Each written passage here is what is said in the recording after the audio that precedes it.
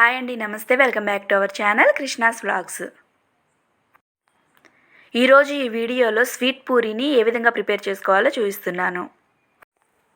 ఈ రెసిపీని వరలక్ష్మి వ్రతం పూజలో నైవేద్యంగాను ప్రిపేర్ చేసుకోవచ్చు, మామూలుగా బ్రేక్ఫాస్ట్ గాను స్నాక్స్ గాను కూడా ప్రిపేర్ చేసుకోవచ్చు. దీనికోసం ముందుగా 1 గ్లాస్ వరకు గోధుమ పిండిని తీసుకోండి. ఇందులోకి 1/2 టీ స్పూన్ వరకు ఉప్పును వేసుకోండి. 1 టేబుల్ స్పూన్ వరకు ఆయిల్ని వేసుకొని పిండికి ఆయిల్ పట్టే విధంగా బాగా కలుపుకోవాలి. ఇక్కడ మెజర్మెంట్స్ని అన్నీ ఒకటే దాంతో తీసుకోండి. కప్పు కానీ గ్లాస్ కానీ దేంతో అయితే తీసుకుంటారో దాంతోనే అన్నిటినీ కొలుచుకోండి. ఆయిల్ వేసుకున్నాక పిండి అనేది మనకి ఇలా ముద్ద కన్సిస్టెన్సీ రావాలి. పిండి ఇప్పుడు పర్ఫెక్ట్గా ఉంది. ఇందులోకి కొంచెం వాటర్ యాడ్ చేసుకుంటూ సాఫ్ట్ చపాతీ ముద్దలాగా కలుపుకోండి. ఈ పిండిని మనం ఎంత బాగా కలుపుకుంటామో, ఎంత బాగా మర్దన చేసుకుంటామో పూరీలు అంత సాఫ్ట్గా వస్తాయి. పిండి గట్టిగా ఇలా కలపలేదు అని అంటే పూరీలు గట్టిగా వస్తాయి, క్రిస్పీగా ఉంటాయి. మనకి పూరీలు సాఫ్ట్గా ఉండాలంటే మాత్రం పిండిని 5 నిమిషాల పాటు ఈ విధంగా కలుపుకోవాలి. వీడియోలో చూపిస్తున్న విధంగా మనకి పిండి కన్సిస్టెన్సీ ఈ విధంగా సాఫ్ట్గా ఉండాలి. పైన కొంచెం ఆయిల్ని అప్లై చేసుకొని మూత పెట్టుకొని 10 నిమిషాలు రెస్ట్ ఇవ్వండి.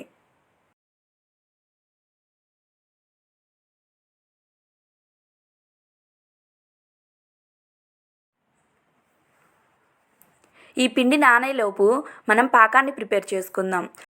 స్టవ్ వెలిగించుకొని ఒక బాండీ పెట్టుకొని అందులోకి 2 గ్లాసుల వరకు పంచదారను తీసుకోండి. గోధుమ పిండి ఏ గ్లాస్తో అయితే కొలుచుకున్నారో అదే గ్లాస్ తోటి 1 గ్లాసు గోధుమ పిండికి 2 గ్లాసుల వరకు పంచదారని మనం తీసుకోవాలి. 1/2 గ్లాస్ వరకు వాటర్ని యాడ్ చేసుకొని పంచదార కరిగే వరకు మంటను హై ఫ్లేమ్లో పెట్టుకోండి.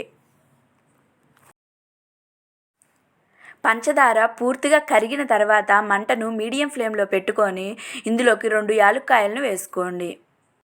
ఈ విధంగా యాలుక్కాయలను దంచైనా వేసుకోవచ్చు, లేదా పౌడర్నైనా 1/2 టీ స్పూన్ వరకు యాడ్ చేసుకోండి.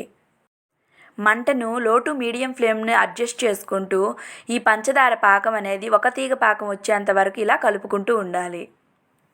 ఈ పూరీలు అప్పటికప్పుడు ప్రిపేర్ చేసుకునే పని అయితే పంచదార మెల్ట్ అయ్యి ఒక 5 నిమిషాలు మరిగితే సరిపోతుంది.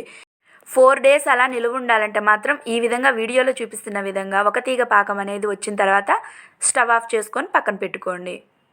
మీకు పూరీలు చల్లారిన తర్వాత కూడా లిక్విడ్గా కావాలనుకుంటే ఈ స్టేజ్లోనే 1/2 టీ స్పూన్ వరకు నిమ్మరసాన్ని వేసుకొని బాగా కలుపుకొని 1 నిమిషం పాటు ఉంచుకొని ఫ్లేమ్ ఆఫ్ చేసుకొని పక్కన పెట్టుకోండి.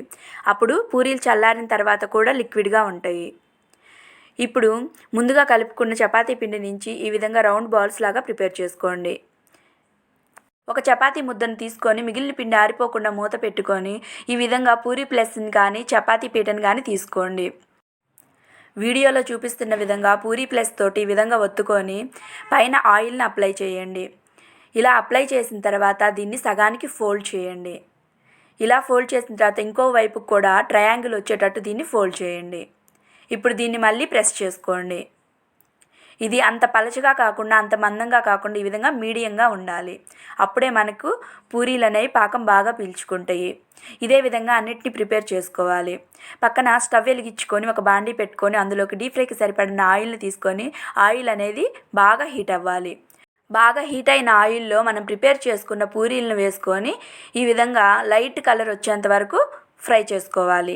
ఆయిల్ మాత్రం బాగా హీట్ అయి ఉండాలి. అప్పుడే మనకు పూరీలు ఇలా చక్కగా పొంగుతాయి. ఇలా కాల్చుకున్న పూరీల్ని వేడివేడిగా ఉన్నప్పుడే పాకంలో వేసుకోవాలి. పాకం కూడా ఖచ్చితంగా వేడిగానే ఉండాలండి. చల్లారిపోయిందంటే మళ్ళీ హీట్ చేసుకోండి. 30 సెకండ్ల పాటు పూరీని 2 వైపులకు తిప్పుకుంటూ పాకంలో డిప్ చేసుకోవాలి. 30 సెకండ్ల తర్వాత పాకం నుంచి పూరీని బయటికి తీసి సర్వింగ్ ప్లేట్లోకి తీసుకొని సర్వ్ చేసుకోండి.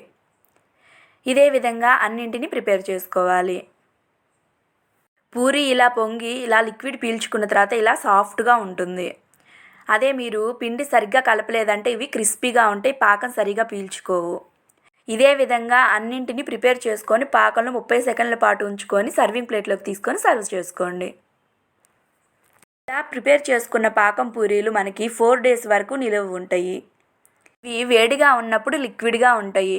చల్లారిన తర్వాత పంచదార అనేది పైన తెల్లగా వస్తుంది. వేడిగా ఉన్నప్పుడు ఒక టేస్ట్ ఉంటుంది, చల్లారిన తర్వాత ఇంకొక టేస్ట్ ఉంటుంది. చల్లగా ఉన్నా వేడిగా ఉన్నా వీటి టేస్ట్ మాత్రం చాలా బాగుంటుంది. పిల్లలైతే చాలా ఇష్టంగా తింటారు.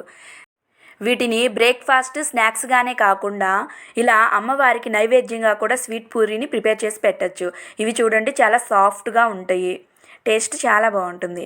ఈ రెసిపీ కనుక మీకు నచ్చినట్లయితే ఒక లైక్ చేసి మన ఛానల్ని సబ్స్క్రైబ్ చేసుకోండి. Please like, share and subscribe to my channel Krishna's vlogs. Thank you for watching.